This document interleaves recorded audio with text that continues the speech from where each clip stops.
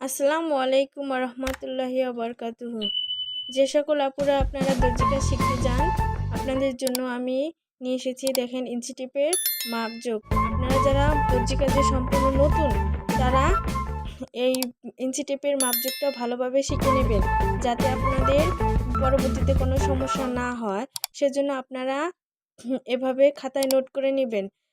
আর আপনারা যারা এগুলো বুঝতে না পারেন, তারা আপনারা বাড়িতে খাতায় এভাবে নোট করে নেবেন এবং এই ইঞ্চি টেপের মাপজোকটা শিখে নেবেন। তাহলে আপনাদের আর কোনো সমস্যা হবে না।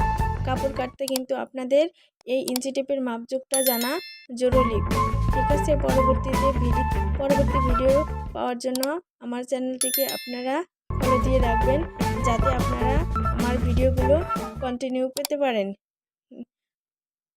সবাই